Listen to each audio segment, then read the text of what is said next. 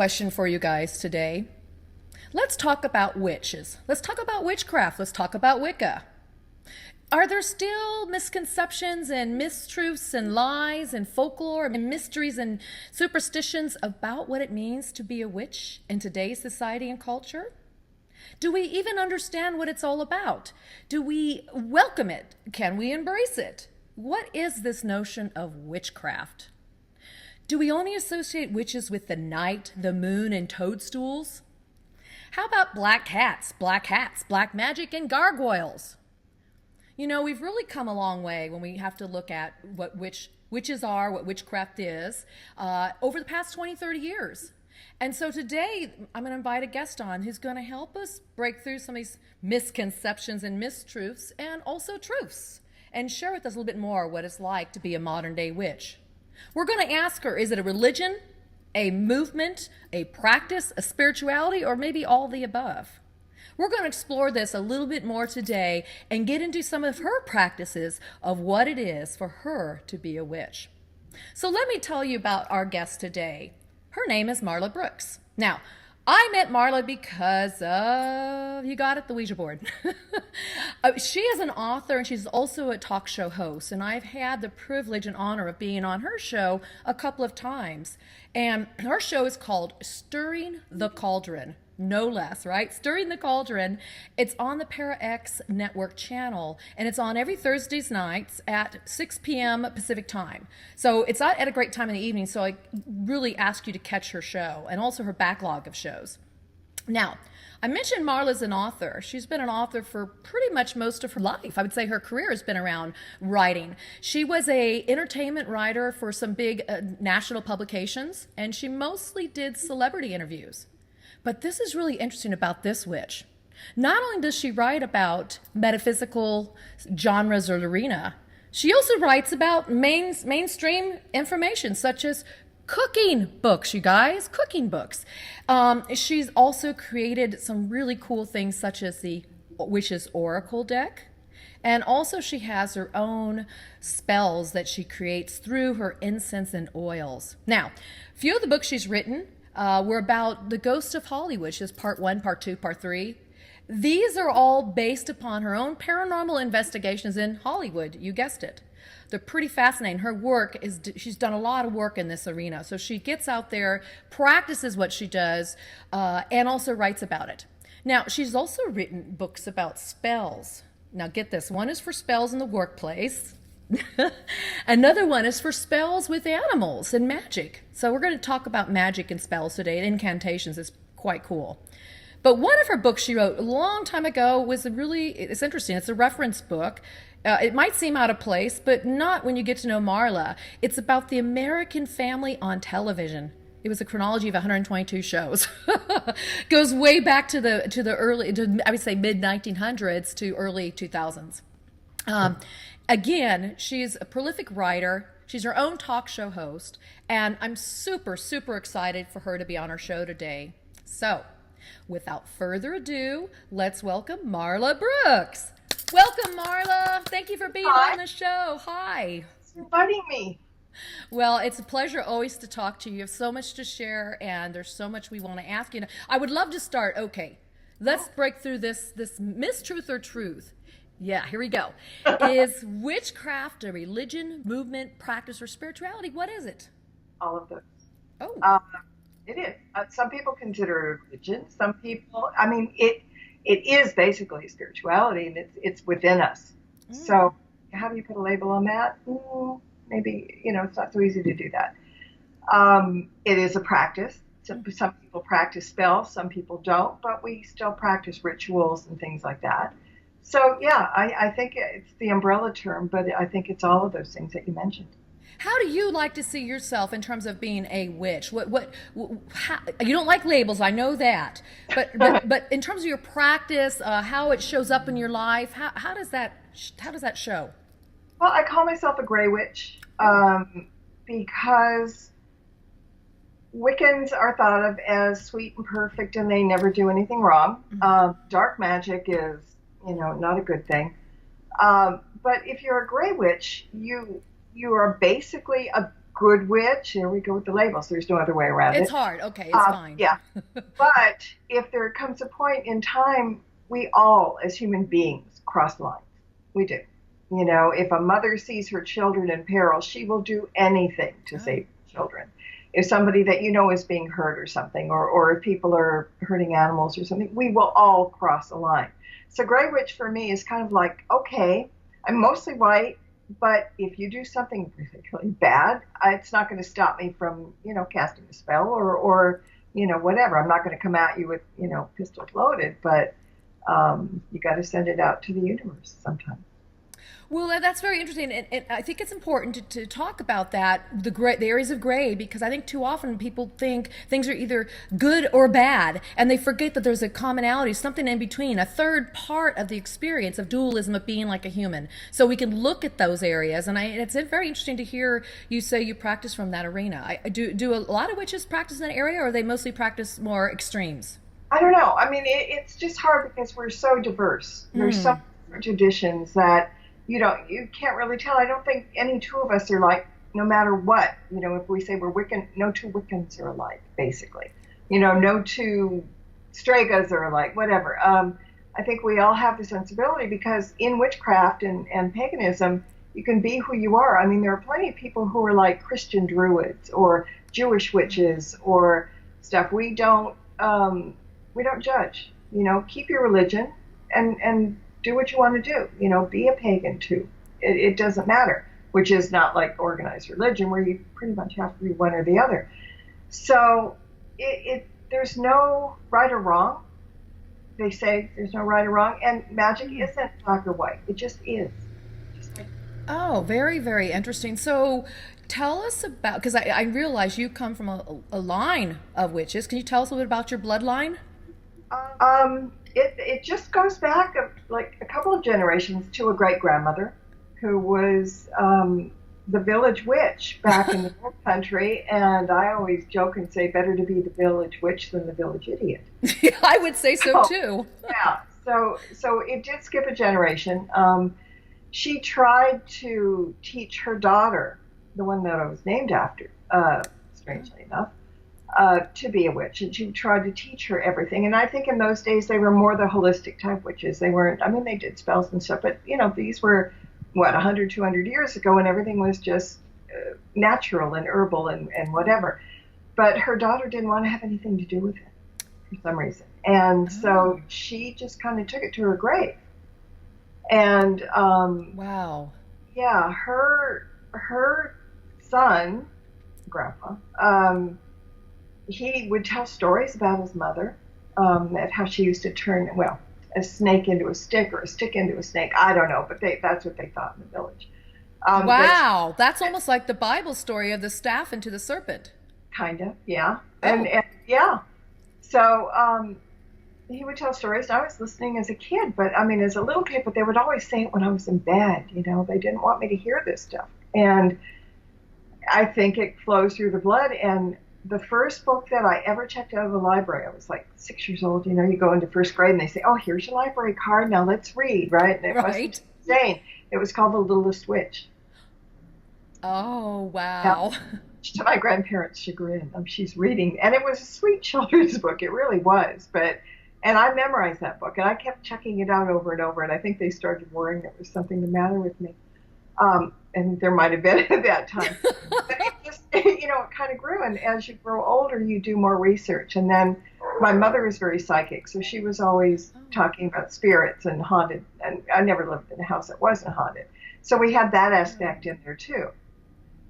So Mom was more the I see ghosts kind of person. I was the one that was, oh, I want to be a witch. Oh, yeah, you are one. Okay, what do we do? You know, and learning and growing.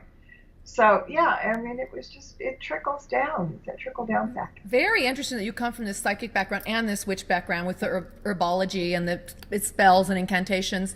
When did you decide to come out of the broom closet? It was fun. Or have you? You have. She has come out. I obviously have, yeah. I didn't want to, you know, because witches, to this day, there's always people that are going to do witch hunts, and not in the literal term, and not so much in the technical term, but a lot of people fly under the radar and won't come out, will Yeah. not, because they're afraid of what's going to happen. And I actually got invited onto a show on Para X on our network when the first book came out, the Ghosts of Hollywood book. Ah. And I had talked to the owner. It was his show. The owner of the station had his own show. Para X was a tiny little show then. I mean, network then. And so we talked and we got to be friends. And he said, "Why don't you do a show, on Para X?" And I said, "Well, because everybody's a ghost hunter. Everybody has a team. I don't want to be another cookie cutter show." Right. He said, he said, "You've got something else to offer." I'm like, "What?" He goes, "Marla, you're a witch, right?" And I'm like, Oops. "Oops, yeah." I mean, Cat's out of the bag. well, he knew it, but I mean, he reminded me that I wouldn't have to do a paranormal show. I wouldn't have to do ghost hunting show like everybody else, that I had more to bring to the table. And he was actually anxious to have a different type show because everybody was, well, I've got a team and we're ghost hunting and let's talk Right. about that this week. So, yeah, that's when I came out. I mean, I had to think about it, and it took some very hard convincing on his part. Well, Just were you because- worried about how that might affect your career as a writer? Also, because you're writing in the entertainment industry. Okay, there was no fear of that. No, there wasn't. They weren't. You have all these different lives. Oh, I do know. Yeah. So you do. So no, people didn't. That wouldn't have bothered me, but it was just I was afraid of ridicule. I was afraid I of get it. witch hunting. I was afraid of getting bad email and threats, and lots of witches are. And he said, "Well, look, I'm going to bring you back. We're going to talk about you having a show coming up on Para X. We're going to let the chat room talk and ask you questions." And I said, "Okay, fine." So we did that. And the first thing I said when I was on there, I asked everybody in the thing, I said, "You all know me as a paranormal investigator from my books, and now you know I'm a witch. Has that changed your opinion of me in any way?" And everybody in the chat room said, "No," right off the bat. Wow. They're para people. So, but this was the thing that scared me. There's a guy that had a show on Para X, Bishop James Long, and he is a bishop of the old Roman Catholic Church. He's really up there in the mucky guy. And he was nailing me with questions about witchcraft the whole show, and I thought, oh my God, he's trying to break me. This guy, he's got the cross out and he's trying to break me. Holy water. Sprinkle, Holy water, sprinkle. he's throwing up the screen. Right. I totally heard it. But it turns out that he was just really curious, and we got to be good friends after that. Because, when people ask questions, I welcome them. I don't care. Some people, "Oh, well, why are they asking that?" Or, "You shouldn't have to be bothered." But you know what? If somebody asks, then they're not going to misjudge. That's a great word of advice. So on this channel, there's a lot of people in the audience here that do things that are different. In terms of they might use the Ouija board, they might be a secret tarot card reader, it might be a secret witch. And so since you're out, I'm out as well too with my secrets, and they're not secrets anymore, right? Yours aren't. What would you suggest to somebody who might be struggling with this? Is there an easier way to do it, or do they have to come out and do it? What do you suggest? It depends. Some people prefer to be behind the 8 ball, or not say anything to anybody because of fear, and you can't blame them, and you can't take that away. But I think if you feel struggling enough about what you're doing, you don't have to raise a banner, you don't have to march in a parade, but you still have to be yourself and admit who you are, because people are going to respect you for that. They may not agree with you, but that's in life. People aren't going to agree. All wars are religious wars, are they not? So true. So what do you say to people like that might struggle with their significant other or their family, nuclear family or their extended family? Like you said, you don't always want to fly a banner and raise the flag, but what do you do in situations like that? People that are close to you don't really understand that you're beginning to dabble in this, or maybe you're even practicing this type of practice. Yeah, there isn't a whole lot. I was lucky. I got into a family that was very accepting and very open to all of that. Did my grandmother want me, not the great grandma, but the other grandmother? No, she didn't want to dabble in any of that. Her mother-in-law was a witch. Her daughter was psychic. She was she wanted to be mainstream. She didn't want to hear about it or know about it. but she wasn't, like, you can't do it. So that part's good. So you had support. That's nice. Not everybody always has that support. But I think the important thing you really hit on is being honest with yourself, being authentic with yourself, right? And let that, I like to say, Marla, it's like, it's my little secret. Not everybody has to know. And you guys, there's such power sometimes in secrets, is there not?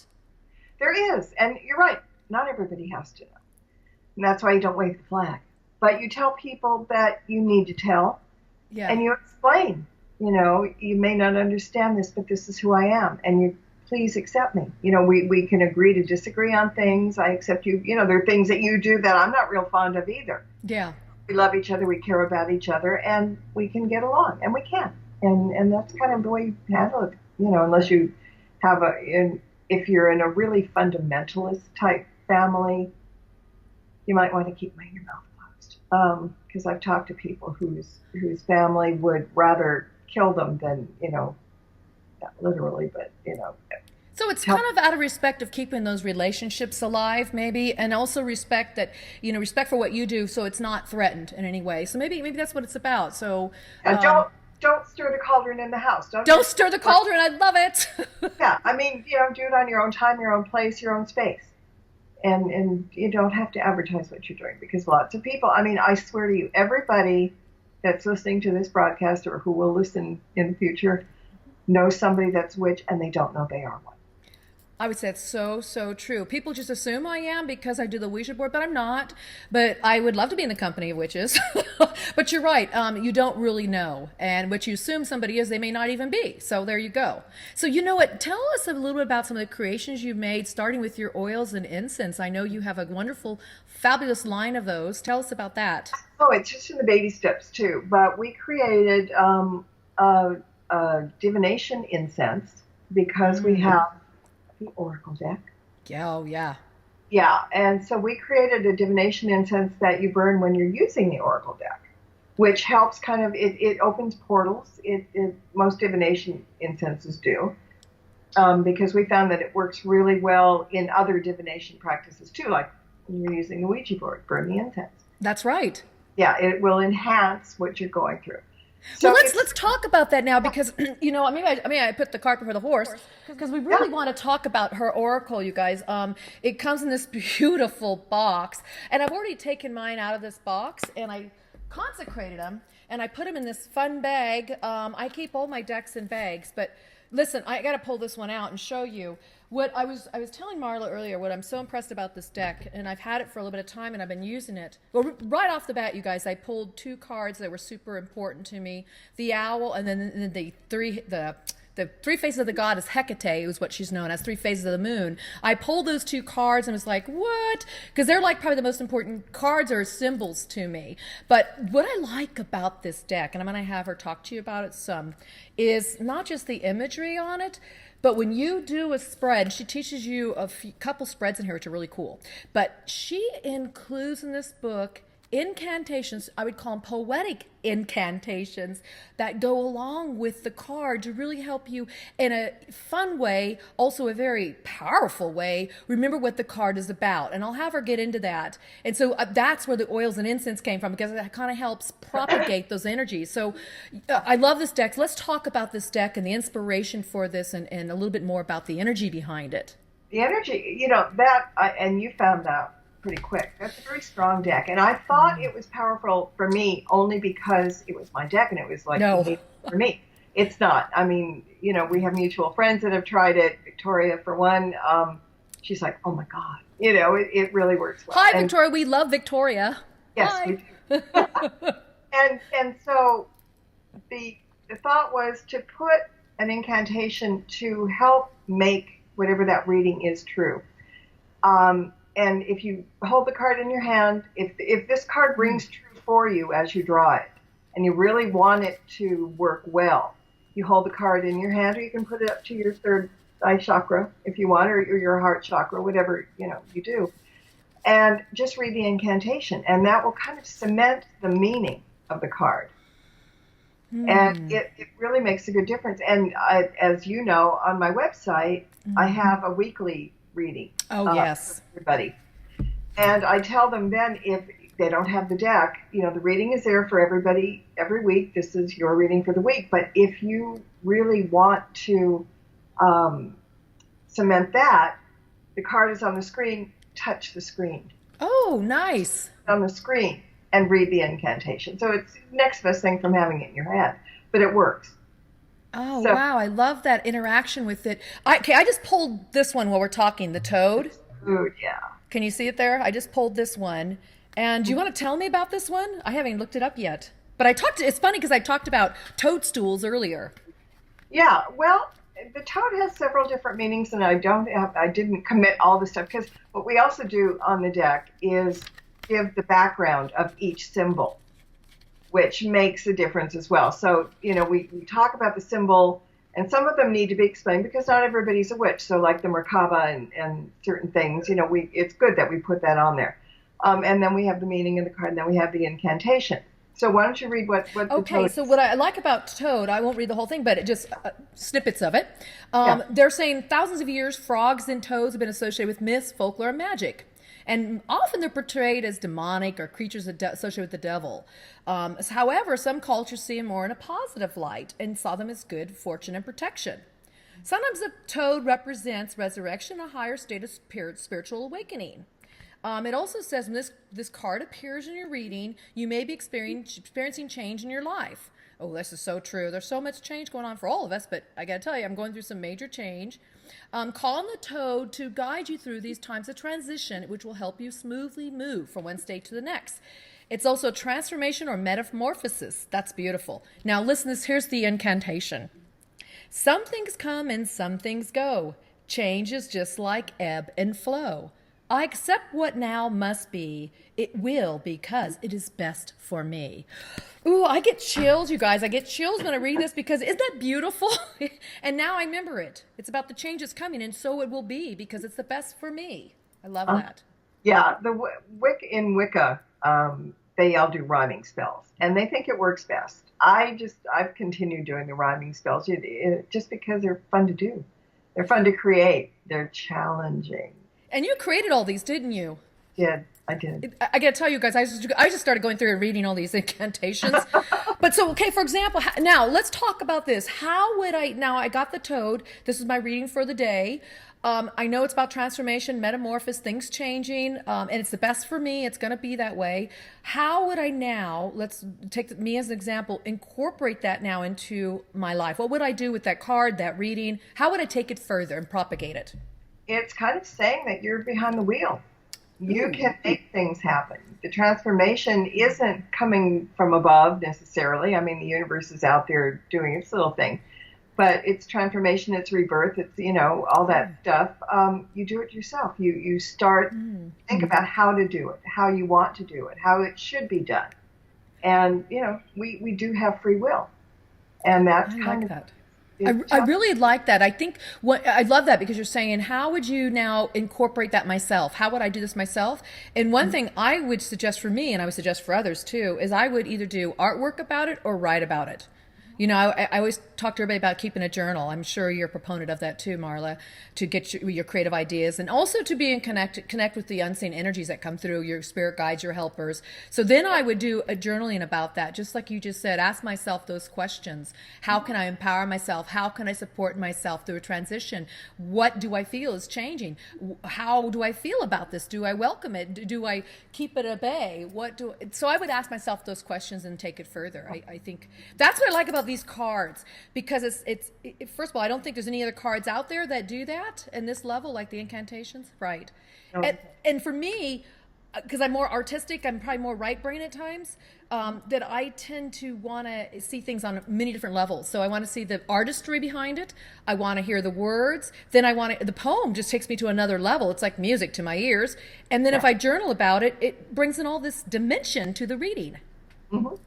Yeah. There's a lot going on there, but it's all kind of, it's metaphysical self-help. Well, bravo on creating this beautiful deck. Tell us now a little bit more how, maybe you can give us a reading for the people that are listening to this, but how they can, use this deck and even use it even more, like with their altars, with their spiritual daily practice, etc. Yeah, well, unlike tarot, oracle decks are so much easier to work with. Yeah. basically. You have 44 cards, or there's no set number, but 44 is kind of like, I think. With the deck in general, again, we talk about free will. And so people do like it easier, like it better, like it easier. I'm a writer, talk like one.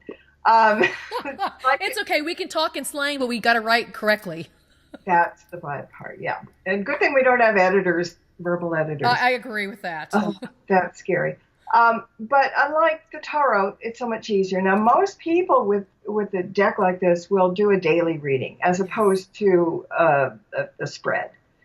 A daily reading, weekly reading. This is why I'm putting it up on the website once a week. This is for you. And people go, well, how do I know that's for me? You're putting a random card up there. Well, I post on Facebook that the reading is up, right? Every Sunday or Monday, I said that this week's reading is up. And how do you know? Well, because if you see it and you're interested, it's for you. Because there's a lot of people that are going to see me post that and go, I don't care. Right. But if it attracts you to there, then that's your reading. So, it works that way. So I like to do a one, if you have a question, pull a card. You can do the easy past, present, and future 3-card draw if you want to.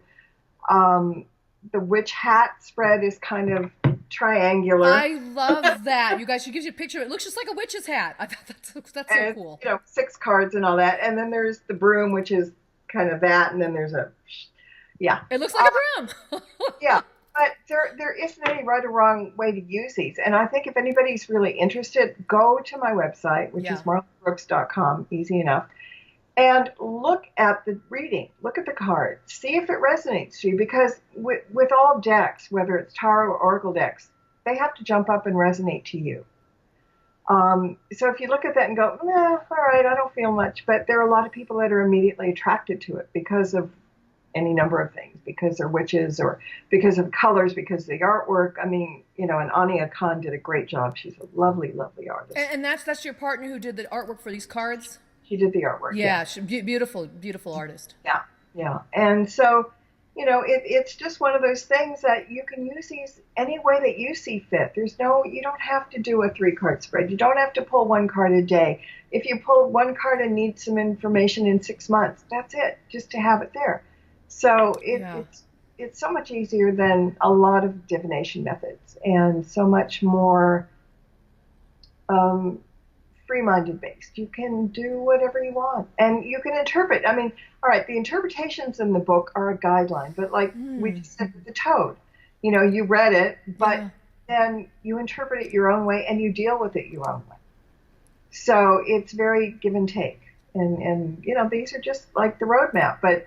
Like following a map, if you want to turn right and the map says turn left, you're not going to fall off the end of the world if you turn left.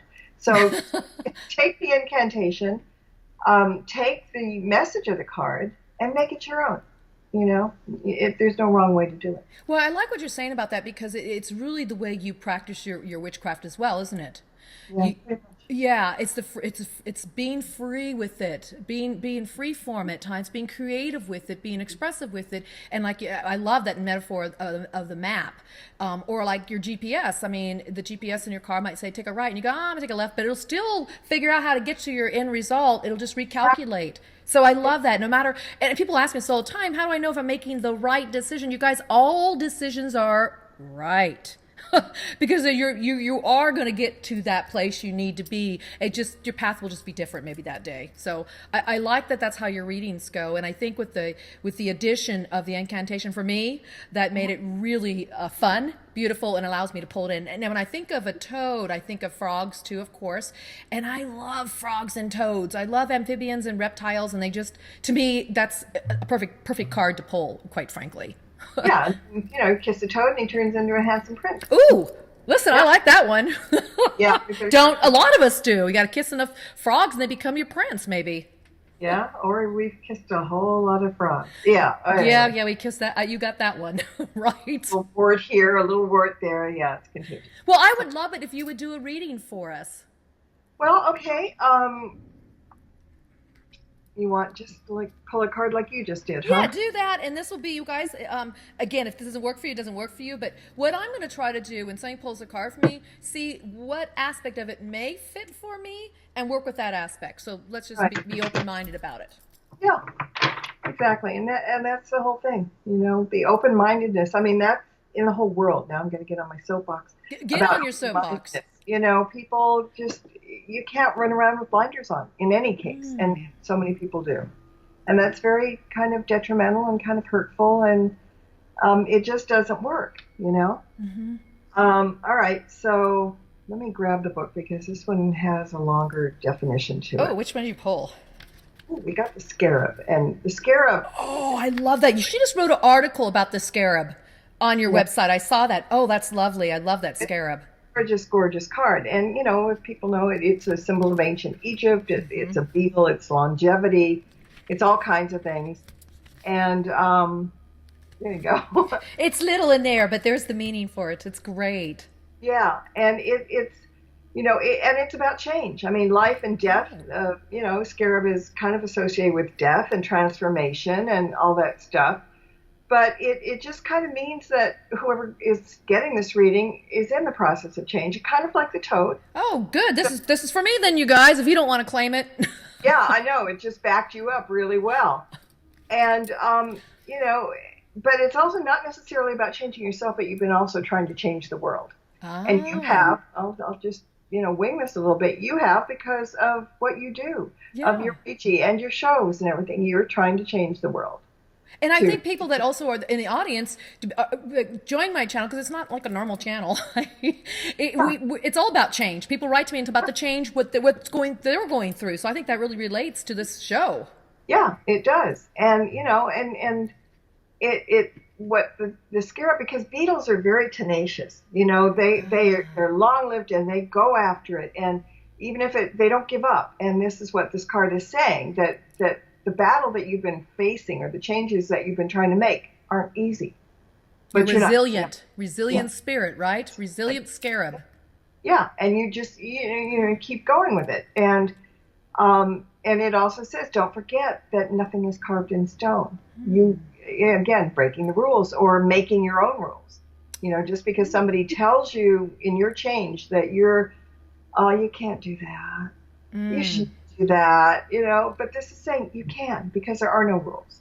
You have to be that resilient little beetle and move on to your own heartbeat, and there's nothing that can't be changed or transformed to the way that you want it to be. You guys, I think Marla, you just said something really important here. Can you say that again? Paraphrase that again? That nothing cannot be changed or transformed into the way you want it to be. Wonderful, wonderful. We really promote transformation and, again, thinking freedom and thinking outside the box and being able to tap into the unseen energies to promote what it is we want to be in the world right now.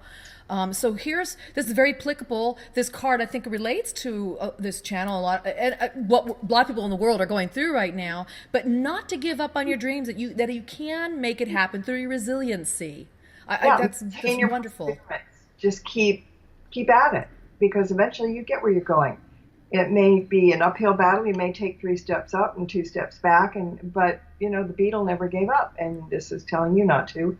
Because everything that you're looking for is possible. You just have to work harder at it, maybe than some other people.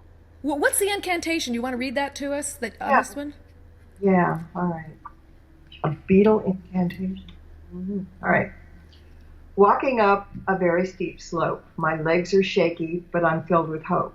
Oh. As long as I continue to persevere, then I have nothing to fear. Oh, that's nice. Yeah. There you go. Don't fear. You can persevere. And you will persevere if you have nothing to fear. So it's like dropping those conditions that have been placed on us or the fears that other people have of us following our dreams. Yeah, exactly. Because a lot of people don't want us to succeed. Not your family necessarily, not your best friends, but there are people in life that do not want to see that. They want to see you fail because they failed. And we all know people like that. So what would you suggest is the best way to move beyond that? The fears that people are projecting onto you of either failure or not being able to do something you really want to do. What's your suggestion? You have to believe in yourself, because so many people are so used to being told, you're this, you're that, you should do it this way, you should do it that way, and you kind of lose who you are. You get walked over, you get, bullied, you get whatever. You have to believe in yourself first. Once you believe in yourself, then the things that come out of you are correct for you. And then you shouldn't care about what other people think. I mean, unless you're going to, become a mass murderer or something, serial killer, that would be different. But to live your life the way you want to live it, as long as you're not hurting anybody and doing what makes you happy, that's the whole key. You just have to trust yourself. You need to trust your gut and believe in what you believe in. That's wonderful. And I think tools that we're talking about today, such as the Oracle card, can really help us do that. Now, speaking of tools, Marla wrote this incredible article when I found it on her website, and it was about the pentagram and creating your own personal intent with this pentagram. And I loved it so much that I asked her if she would lead us through the process of doing this. And behind me, which I'll show you guys, is this. I created mine, but I haven't done the work on it yet. She's going to walk us through that today. But the idea is to have a circle with the pentagram in the middle, and she's going to talk about the empowerment, and I can tell you what my symbols are further along on this process. But would you tell us about that, what we're going to do today?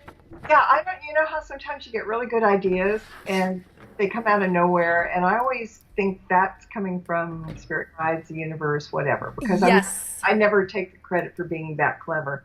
But I was looking at a pentagram one day, and the 5 symbols: earth, air, water, fire, spirit, right? Each one. And I thought, okay, those are great, and people believe in that, and they have all the stuff that goes along with that. And pentagrams are not like devil things. They're not gonna, shoot fire and make you go to hell because you have one.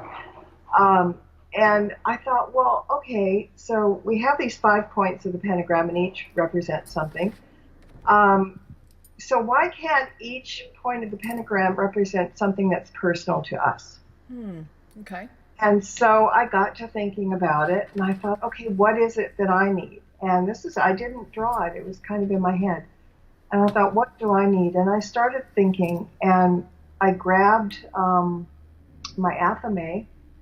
Okay, show and tell again. I'm not out to kill anybody. It's just a little ritual dagger. Oh, okay. Nice. And what we do sometimes is we make the sign of the pentagram in the air if we don't have something. It's like cutting it right into the air. It's like symbolic. Okay. Yeah. So I did that, and I said, okay, I need this, this, this, this, and this. I put one on each point. And I drew it, and then I just pointed to each one and said, this one is this, and this is this. And then I said, so mote it be, which is kind of like a pagan amen. Oh. Say that again. And it's how do you say it? So mote it be. So mote it be. M-O-T-E. So mote it be. I saw that on there. But how do you know, like, what quality or characteristic do you put at each point? How do you do that? Each point is equal in strength and meaning. Okay. So you put whatever, I mean, if you're one of these people that, like, okay, the top thing is most important, you put your most important. Oh, I see. Okay. But anything can go on those 5. So, if you want love, that's the most important thing to you. Got my pen. I'm going to write some stuff down here on mine, you guys. Okay. Let's play with your head a little bit. Out of those 5 points, what have you considered anything yet? Have things come to mind? Well, yeah, creativity is always like a big draw of mine. Even allowing myself to enter even greater depths and levels of creativity. Okay, so make a point of that. Okay. Literally make a point of that. Yeah. I just made a point of it, you guys. All right. I'm writing it down. I'll show you guys what this looks like as I'm doing it, but also at the end, I'm going to be posting it on here so you can see what mine looks like as an example. Okay. And if people want to go to my blog, they can find 2 examples of the side-by-side of one that I created and the original. So yeah, and you guys, I'll post that blog below along with her website because it's a very fascinating read. I fell in love with it. I said, we're going to do this on my show. Yes, we are. Okay, so help me get the rest of these. I have 1 down, 4 to go. Okay, so off the top of your head right now, don't even think about it. I mean, particularly, but give me a word that's really important to you that Love. you manifest. Love. Okay. There's I know another. it's so generic, but love, like in with animals, with people, with relationships, with work, just having a love of life. So I'll call it just love. Okay. Okay. All right. Give me a need right now. Ooh, that's um, deeper inspiration. Okay. It doesn't have to be one word. It can be two words. Okay. Let me write that down. Okay. This is good. So she asked me my need. That made me go, huh? You threw me for a loop there. Okay, this is good. Doing my job. Good. This you are. This is like taxing me a little. I like it. I know. Come to my show and I'll do it again. Oh, I know. Okay. Give me a want. Ooh. Freedom. Freedom in ways that I haven't experienced. Freedom to just do exactly what I want to do in any given moment. Freedom. See, now I didn't even know it would go this way, you guys. I'm just going, I'm taking her lead here. And if you want to rewind and watch this again, ask yourself the same question she's asking me and see what you come up with. Mm-hmm. There's no right or wrong. Nobody has to see it. I'm just willing to be the guinea pig here. Yeah, you're good. Yeah, I love this. I love this stuff. Okay, last thing. First word that comes into your head. Health. Okay. I'm pretty healthy. I don't know where that came from, but let's just go with it. Maybe not for you, but for maybe everybody that you love and care about. That's true too. Yeah, I definitely want my animals to stay healthy for sure. Okay. Okay, so this is what I came up with you guys so far. Creativity top. I've got freedom over here under my moon. This is like a Ouija board. That's why I did that. There's like a sun. There's the moon. This is deeper inspiration. This is the Ouroboros, the snake biting its tail for love. And then I've got, what's that? Health.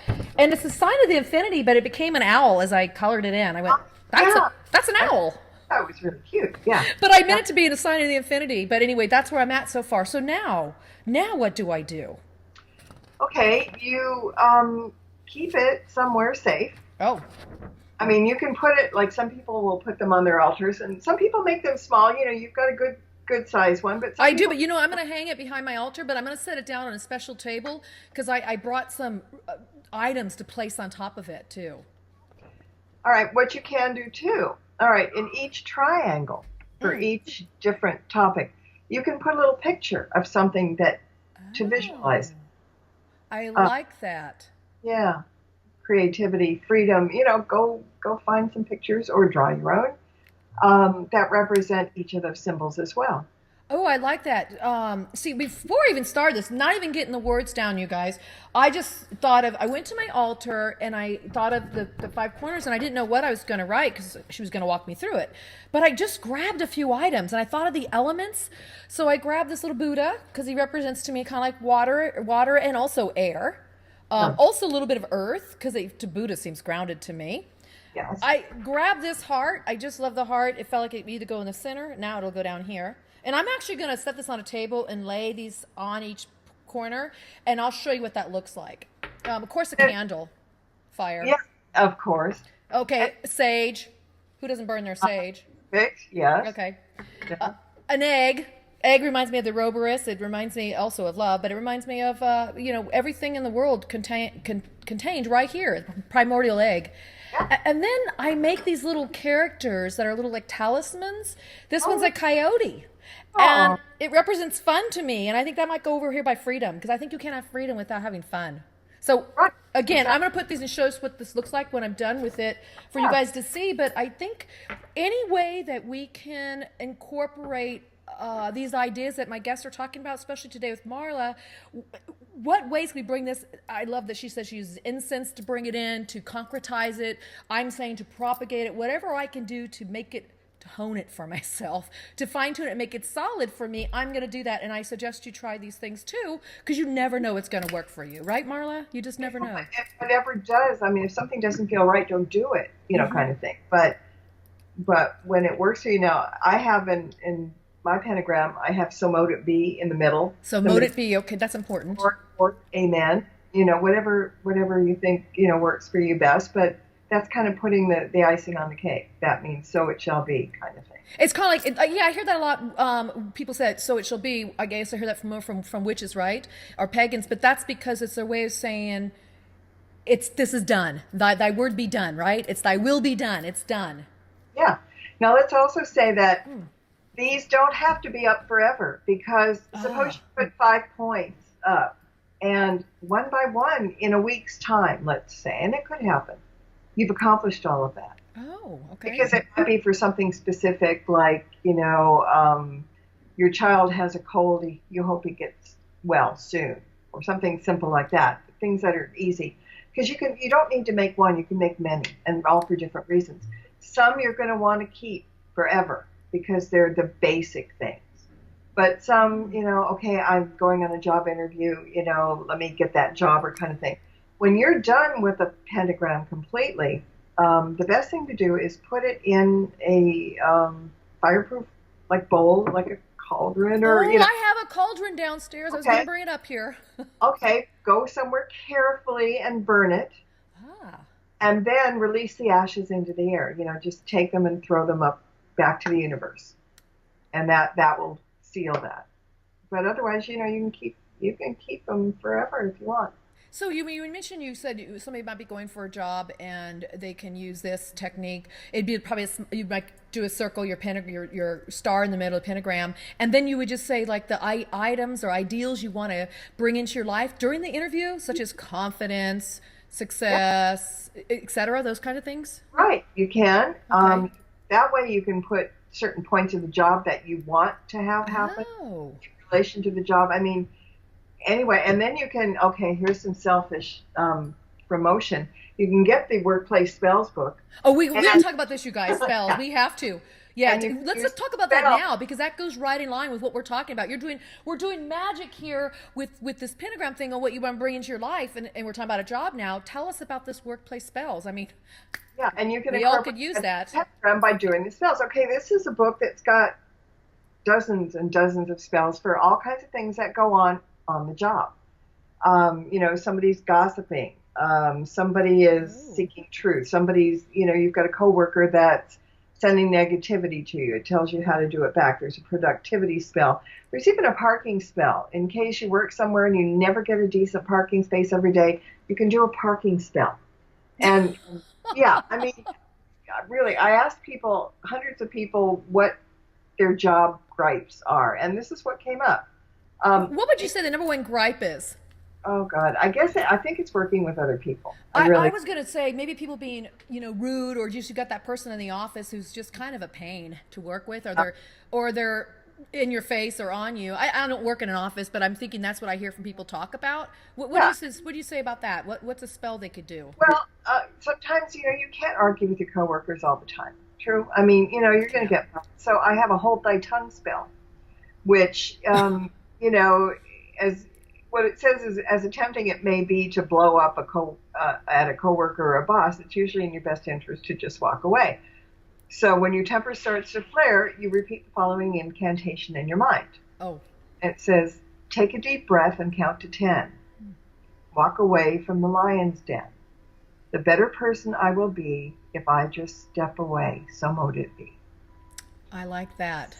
Yeah, and then there's a spell for harmony powder. You can make harmony powder. Oh, really? And you sprinkle it around the office, but you have to do it when nobody's there. So get there early and just sprinkle harmony powder, and it's kind of like people get along better. Oh my gosh, that's always needed, where people come together, because that's just the nature of people. We're going to have differences, and sometimes things don't go so well. Sometimes they do. Exactly, and there's spells for difficult tasks. There's one for defragging and anti-snagging your computer if you're doing that. One about making decisions. There's a confidence spell. There's one for communication. Safe travel, for people that do a lot of business traveling. Is there one for be able to ask for more money? Yeah, there is. I'm trying to. They're all kind of written in different ways, but there is one in here. I'm just going to not go through every one, but there's also, what's important to know is there's a section on candle magic, which helps you with workplace spells. It's the colors of the candles and what you would burn to make certain things happen. There's also one about magical herbs. Oh, wonderful. So So, you in this book you're really pulling in everything that you do in your own life and just practical ways how we can use this today with whatever's going on at work, or it sounds like even maybe at home. Because and you it's can, sometimes at home it's like a yeah, workspace. you can blend in. Also, magical amulets. You just showed us that coyote of yours. Yes. Um, Oh. so there's a thing about, Amulets? I amulets. call them talismans, but they're amulets, you're right. Same thing, yeah. Yeah.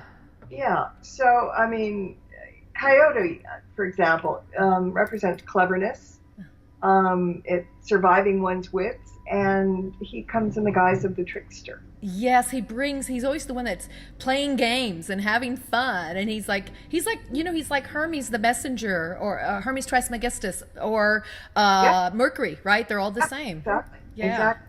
And then there's a whole section on divination. There's one on how to create your own spells, one on magical gemstones. Oh my So, gosh. yeah, there's a whole lot of stuff. Incense and oils and different properties, so, things to use. So it's got, 50 or 60 spells in here, but it also has how to make your own spell and what to work with candles or gemstones or oils and everything. I mean, it's pretty much, Okay, well let's say you're not used to doing this. You're not a witch. You're really not used to doing this. This is new to you. Where do you think they should start and be able to, to incorporate some of the stuff we've been talking about into their life? well, I mean, let's say right off the bat that reading a book like this or doing a spell does not make you a witch. Thank you. You don't have to, yeah, you don't have to worry about that. And the other thing is, everybody casts spells every day. They just don't realize it. I love that. Share us deeper with that. What you mean by that? Because I'm feeling what you're saying. All right. Spells are incantations or spells. They are things that you want to have happen. They are hopes. They are wishes. They are dreams. They're whatever. They're beliefs. It's intention of what you want in your life. When you pray, people are going to write in. When you pray, you're casting spells because you're asking God for something. When you cast a spell for harmony, you're doing the same thing. It's similar to a prayer. If you're driving down the street and some idiot slams on his brakes in front of you and you nearly hit him, you start cursing at him. And That's a spell. spell. Yeah. So you do it every day anyway. So don't be afraid to do this kind of stuff. And all of these, when you do spell work, you have to be careful about who you're doing it for. You have to be careful about thinking about the repercussions to maybe other people or whatever. All these spells are not harmful at all to anybody. I mean, like when I get mad at somebody, I'll just, go stub your toe. All right, so it hurts for a minute, but, you don't have to have it amputated. You make me laugh. I can't help but laugh. I mean, it is. And it's all very tit for tat. So if you do one of these spells and you say, so mote it be, you don't want to say, so mote it be, because it sounds too witchy. Say amen. But they're all very lighthearted, but they're meaningful and they make things work. So never be afraid of doing that because, as I said, you just unwittingly do it every day of your life. So this is more of a conscious way to be aware now instead of like in traffic and you go, oh, that stupid guy, I'm going to be late to work. Maybe you say, oh, maybe there's going to be an accident up ahead and maybe I'm not supposed to be late to, maybe I'm supposed to be late to work to avoid an accident, or maybe something's going to happen at work that I got to walk in late. I don't know. But so it's that kind of thing, maybe seeing it differently and taking more empowerment. Is it like more being empowered? Well, that's kind of what it is. It's kind of empowering your life in certain ways when you want things to happen and you cast a spell to make that happen. That is empowerment, but that doesn't necessarily mean power, because power is looked at as something bad. It's like, it's not that. It's empowering yourself to do the things that you need to do your way. And that's what spell work is all about, but that's what prayer is all about. You're asking for something, you're hoping for something, you're wishing for something. Same thing. And therefore you're empowering yourself to be conscious about it now in a way that you can say, hey, I like this thing we just made. I like this pentagram circle, or the intent. You called it a pentagram of intent because you are intending these things to come into your life. I'm empowering myself to think about them and hopefully to bring them into my life as well as to remind myself. So that to me is very empowering. Yeah. And that, to me, that's a great way of looking at spells and incantations. I haven't studied witchcraft. I definitely studied some pagan stuff, and also working more naturally with the elements. But I never thought of incantations and spells, being this almost like what I do anyway, empowering tools. And it's wonderful to hear this. Now I know, Marla, you work with the animals too. Tell us about the magic and spells you do with your animals. Okay, second book, another spell book.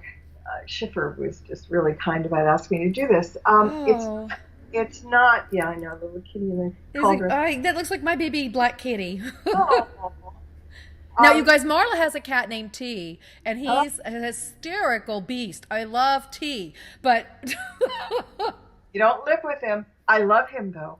But right, yeah, he's challenging. How's right. that? I spoke to her cat once, and he definitely is a handful, and he was very much like in my face, but he was wonderful. He's a strong personality. Let's say that, very strong personality. He does have a heart. Yes, he does. It's hard to find sometimes. But people, when they hear about animal spells and magic, they think we're doing spells on animals. Right, But it's not that. Yeah. it's for animals.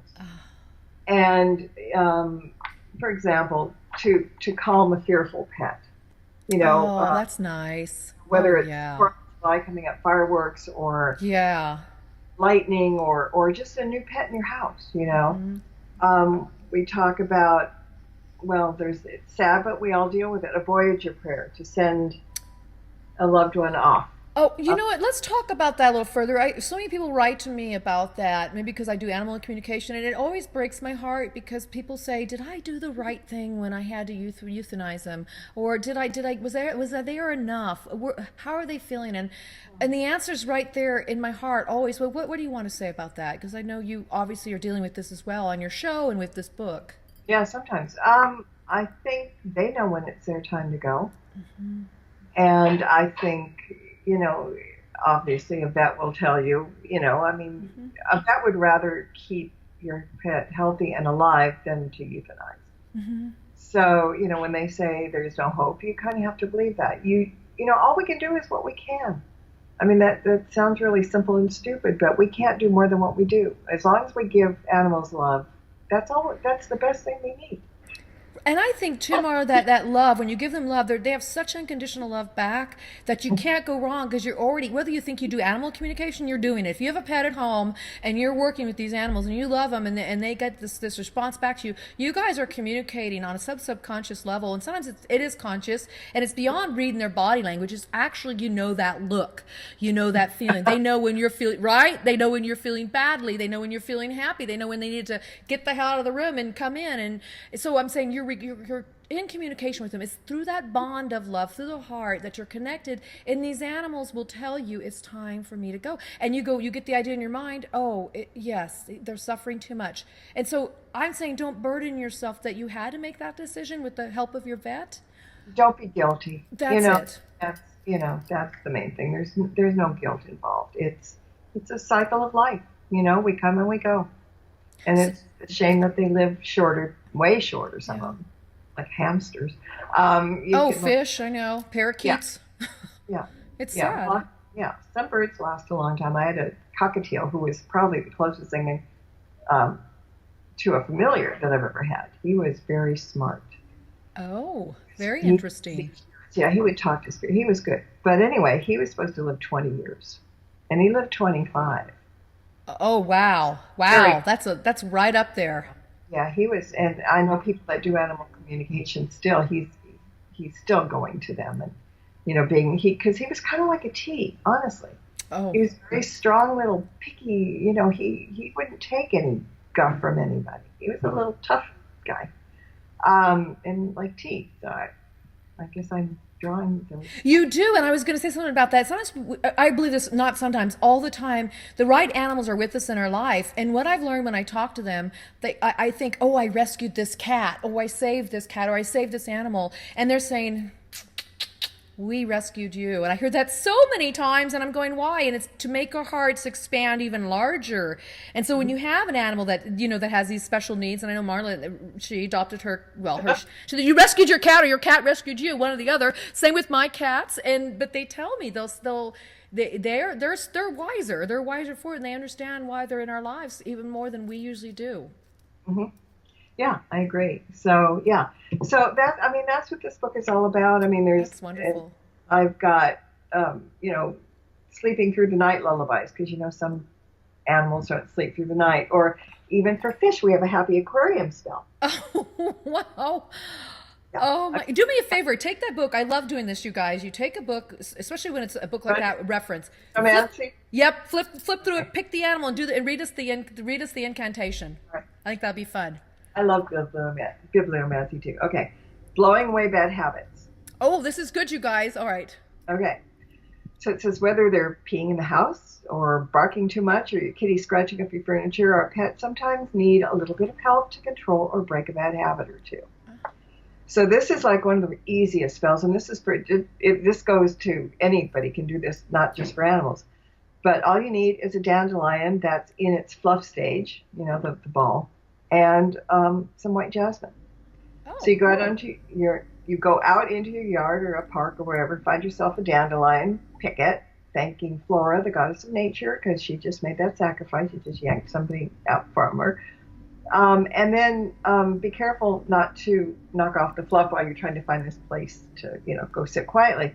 So you light the incense, you hold the flower in front of you, and you concentrate on the bad habit that you'd like to see your pet stop doing.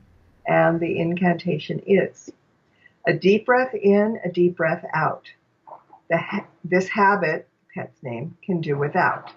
As I blow the fluff into the air, I send with it a healing prayer. May this bad habit be withdrawn and all memory of it forever gone. That's nice. I like that. Yeah, and that the dandelion spell is actually quite easy. I mean, and popular. A lot of people do it for their own reasons, just to blow somebody away or whatever. Oh, what a wonderful metaphor! I could see that. Be gone. Be gone. And so it is. Yeah, and so it is. Yeah, yeah. So I mean, so many different things. We talk about deities for animal spell work, and one thing this book has that's interesting too. I just remembered. It's choosing the right, if you're into astrology, choosing the right pet for you through astrology. Oh, interesting. Because I talked to David Wells, he's an astrologer in the UK, really good one. And I got a hold of him and I said, are the birth signs for people the same as for animals? And he said, well, absolutely. So I said, the traits that are attributed to each birth sign is for animals. He says, yeah. So I did a chart, not a chart, but I did a chapter on picking an animal through their birth sign. Oh, that's wonderful. With yours. Because some people need high maintenance, some people need low maintenance pets, some people will take anything. So very interesting. I'm just thinking of how that works, and I'm thinking because I'm familiar with all the signs, so I'm thinking how that might work. That's very fascinating. What sign is your cat, for example? Well, my last cat I got, he was born June 30th, so that would make him a Leo. Okay. And you know what? Oh, June 30th. No, sorry. That would make him a Cancer? Cancer, right. Yeah, Cancer. That's interesting. Okay, we'll see how this fits for him. Okay. If your pet is born under the sign of the crab, you'll find them to be very complex creatures. They're fragile nurturers, both unpredictable and temperamental, and need constant support and encouragement. These animals need to be needed, are easily offended, and prone to sulk and wallow in self-pity for a time when they get their feelings hurt. They are also the embodiment of the phrase giving unconditional love, and they truly see themselves as your child. Oh, I would definitely say that. Definitely. He sees himself as my kid, although he's the third. He's the third one I have in the house. Well, they're all, yeah. But he is the youngest, too. He's the youngest one, and he's my most recent. And, that's very interesting. So there's, horoscopes, or, if anybody wants to know, what the sign of their pet is, and see if it matches. And a lot of people have said, oh my God, that is my cat or my dog. Yeah. But what do you do if you have a cat like T? You don't really know what his sign is, do you? Because I have two cats, I don't really know their sign. No, I don't. And, sometimes you just kind of have to watch their traits to kind of maybe figure out what they are. I think he's got some Taurus in him because he's really Oh, bold. I could see that from talking to him. Yeah, and he's got a little Scorpio in him because he does sting here and there. Yeah. So also he's got that sweet side, so he could have just a little bit of Cancer in him as well. Oh. Yeah, it's just hard to tell, but yeah. So if people want to choose a pet by according to their sign and read the traits ahead of time, that's it. Also, we talk about setting up an animal dedication altar. Now that is really interesting. A lot of people write to me about setting up altars, and Yeah. so how would you use an animal dedication altar? What would be the purpose for that? Well, there's a lot of purposes. I mean, like with ancestor altars, it's kind of a tribute to them. You can, if you want to do it as a memorial altar and for the ones who have gone away. Now, I have Oh, my ancestor altar, but I also have some of the cats that I've lost oh on yeah. too. Yes. And so, because they're family, basically they're family. And so you can do a memorial one and put little bits of things that were theirs or something because I don't, we all have something left over or at the very least a picture and talk to them, pray to them. I mean, they're not here on the earth plane, but they're still around. Yeah, they're just in another dimension. They're with us. And like with your ancestor altar, you talk to the ancestors and so you talk to them. And you can, do it for live pets too. Put something there that works for you and reminds you of them, and just send out good vibes to them, or do little prayers, burn some incense for them. So it works on both elements and both sides of the veil. That's lovely. I hadn't thought about it on those terms, but I do include one of my great aunts who was a very avant-garde woman for her when she was around the early 1900s, and I look up towards her. She is on my altar, including my alive cats and my deceased cats. I have, like you said, in a little box something from them, like a toy they used to like, and then I put that in there with the rainbow bridge. I just automatically put that on my altar because it reminds me of my connections. It reminds me of what's important in my life. It doesn't matter if it's gone; they're still important. So I think that's beautiful that you honor that. They honor all the relations, whether they're here or in another dimension. Yeah. That's brilliant.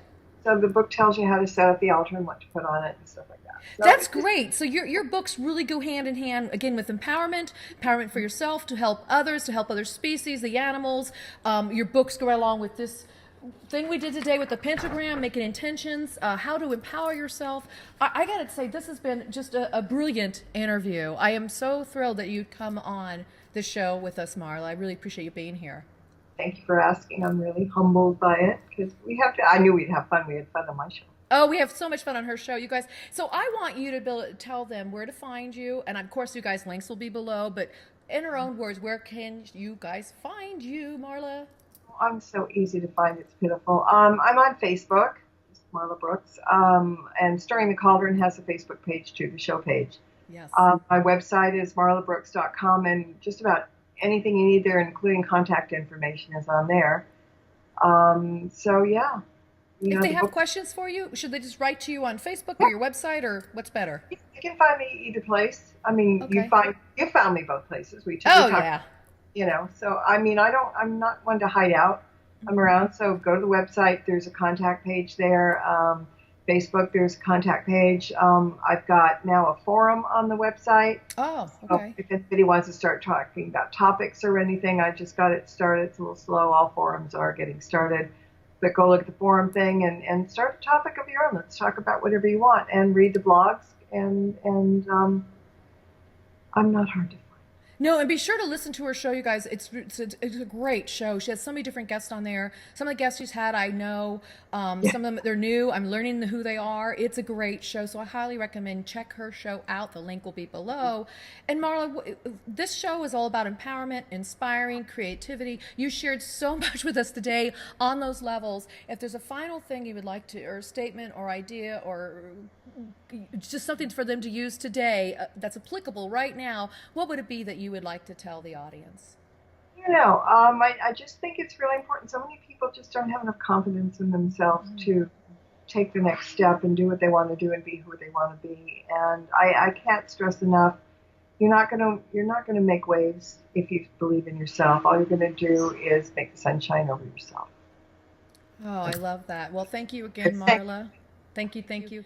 And you guys, wasn't that wonderful? Here we had a witch today who has no blinders on. She thinks outside of the box. She helps empower people. She helps empower ourselves. She helps empower herself. She teaches you how to do all this through the different creations she's brought forth, such as her books, such as her wonderful deck of cards, such as this pentagram of intent.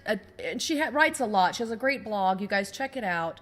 And I just want to say what she said about having confidence and belief in yourself, that is primo uno. It's the first thing we need to do. Find that confidence and have confidence in just who you are and be authentic with yourself. So come out of the broom closet with yourself, to yourself at least, and see how you shine. And I want to thank you all for watching the show. This was Creative Visions TV, and I'm your host, Karen Dahlman. I'll see you real soon.